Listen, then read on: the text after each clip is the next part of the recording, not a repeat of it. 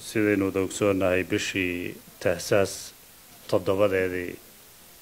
ayaa imtixaanka ardada klaaska 8 ee deegaanka Soomaalida u dhacay inta ka hor imtixaanka bisha tahsaas toddobadeeda la galayay ardadii 2012 klaaska 8 deegaanays xanuunka corona oo jiray sababtii ay dib ugu dhaceen xilliga imtixaanka la galay wixii ka dambeeyay xafiiska waxbarashada iyo tiimka shaqeynaya imtixaanaadku waxay ku mashquulsanaayeen soo saarista natiijada ardayda guud ahaan tirada fadhiisatay shalay bay ahayd marka la dhameystiray marka natiijada qaybta ugu dambeysay guud ahaan ardayda fadhiisatay imtixaanku waxay ahaayeen in ka badan 40,000 natiijaduna sidan ay u kala baxaysaa 26,220 arday oo rag ah oo u dhiganta guud ahaan ardayda boqolkiiba 96.1 oo rag ah iyo 12,958 oo u dhiganta 97.4 oo dumarka ah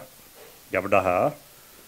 oo markii la isku geeyo tiradooda noqonaysa 39,178 oo u dhiganta barsanti ahaan 96.5 ayay noqdeen ardayda u gudubtay inay galaan dugsiga sare ee klaaska 9aad ee deegaanka Soomaalida ee sanadkan arday tiradooda gaadhayso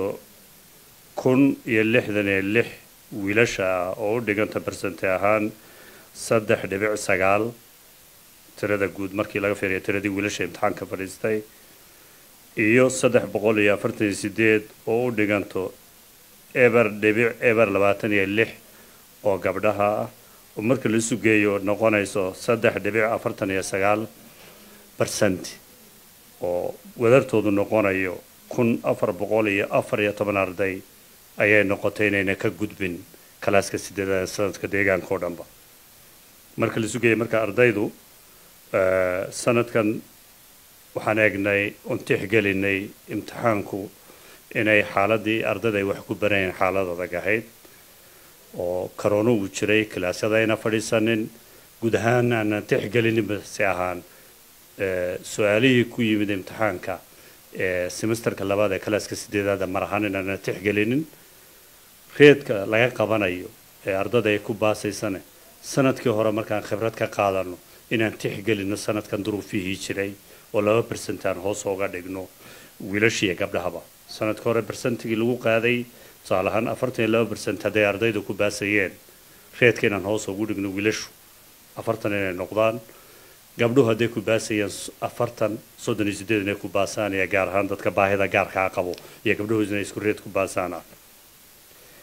imtixaanku marka maadaama uu gabagaboobay semesterkii labaad ee waxbarashadana durba la gali doono kii koobaad uu dhameystirmayo ardayda guud waxay noqon doontaa toddobaadka soo socda inay klaaska 9aad u dareeraan way galaan inta ku baastay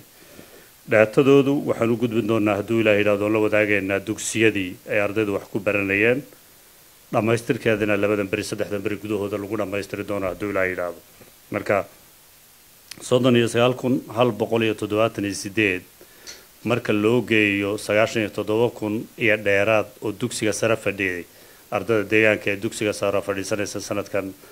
waxay gaari doonaan 135,000 oo arday in ka badan bay noqon doonaan sanadkan saan ku rajaweynaa insha Allah